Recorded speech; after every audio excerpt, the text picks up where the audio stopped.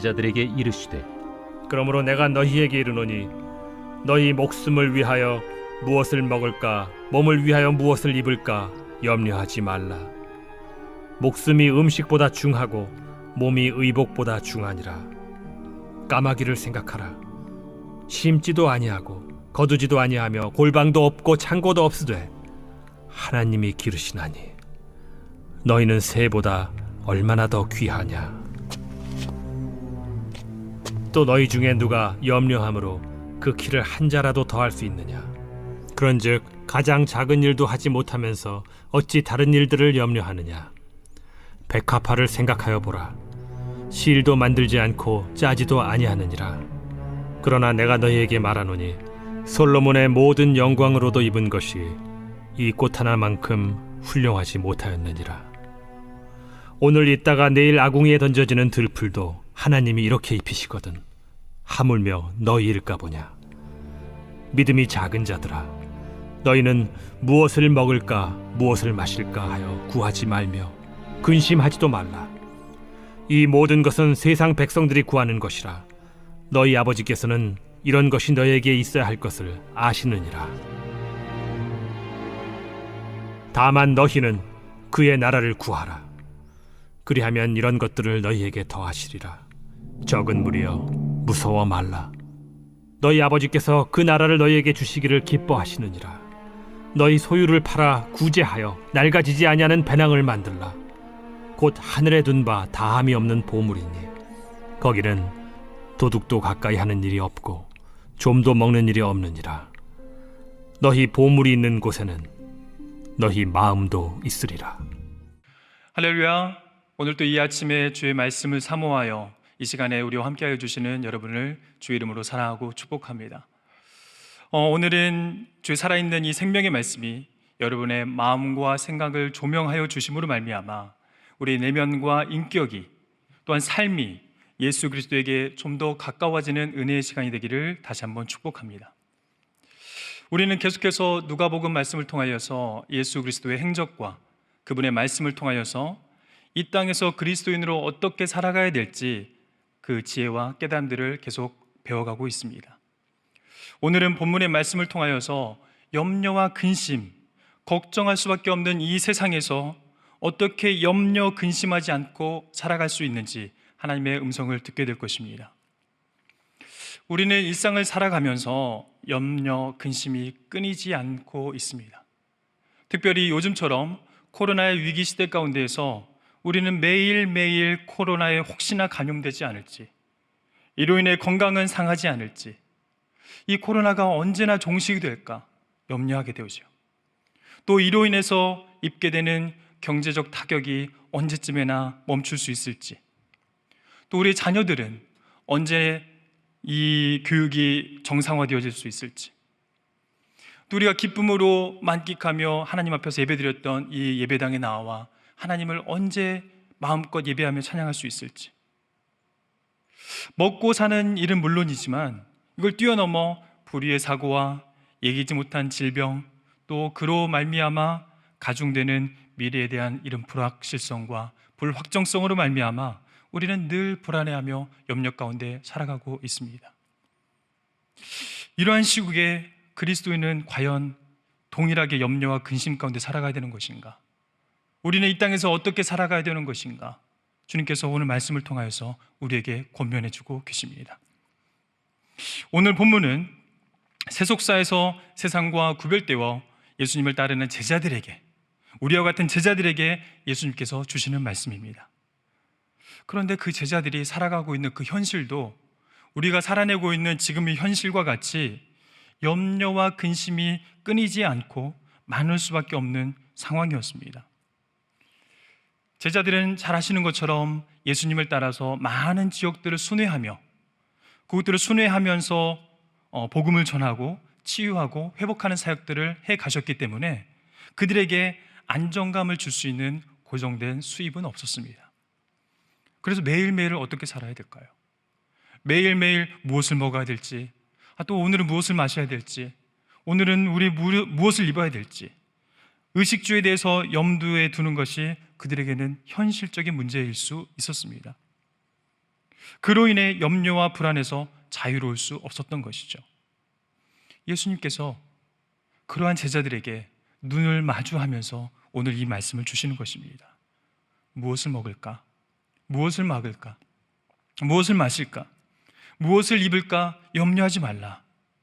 한 번도 아니고 이 단락의 시작인 22절과 단락의 끝인 29절에 시작과 끝을 강조하면서 두 번이나 말씀하고 계십니다. 나의 사랑하는 제자들아, 이 땅에서 염려와 근심 가운데 살아갈 수밖에 없는 이 세상에 예수 그리스도의 사람으로 구별되어 살아가는 나의 사랑하는 제자들아, 무엇을 입을까? 무엇을 마실까? 무엇을 입을까? 염려하지 않을 수 없겠니? 라고 예수님께서 우리에게 권면해 주고 계시는 것입니다. 그러나 우리가 살아봐서 경험적으로 알게 되는 것처럼 내가 걱정하지 말아야지, 근심하지 말아야지 한다고 해서 자기 체면적으로 자기 마음을, 자기 마인드를 컨트롤한다고 해서 우리가 근심과 걱정에서 쉽게 자유하게 되던가요? 수많은 사람들이 그런 노력을 해왔지만은 또 이것에 대해서 연구한 통계 자료에 의하면은 40% 정도는 우리가 근심하고 걱정하고 있는 그 걱정의 내용 중에 40%, 10개 중에 4개 정도는 절대로 일어나지 않을 일에서 우리가 걱정하고 있다고 합니다. 또한 30% 정도는 이미 일어나서 과거에 이미 일어나 버렸기 때문에 우리의 힘으로 어떻게 돌이키거나 바꿀 수 없는 일에 대해서 후회하거나 걱정하고 있다고 말합니다.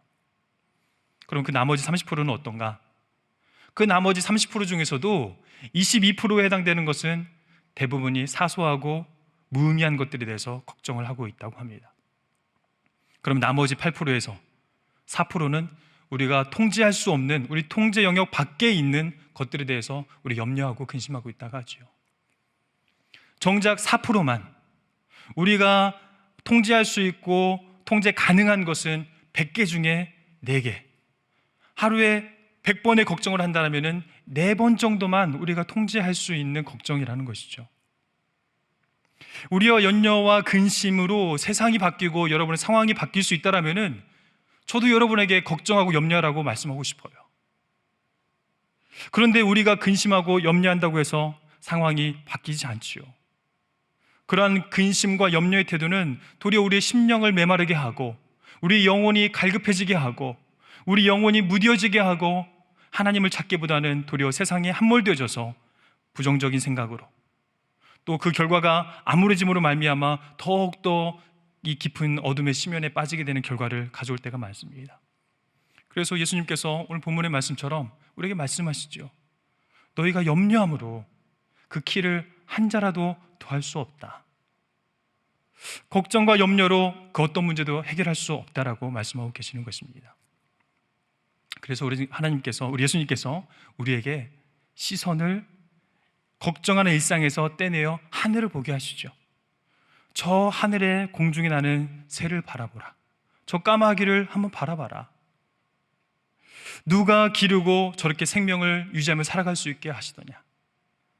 저 땅을 바라보며 저 밑바닥에 있는 저 백합화를 바라보면서 내일 아궁이에 던져지는 이 꽃과 들풀도 누가 입히고 돌보시냐. 일상의 분주함 가운데에서 하나님의 섭리 가운데 경영되어지는 이 세상을 바라보지 못하는 우리의 시선을 떼내어서 주님께서 바라보게 하십니다.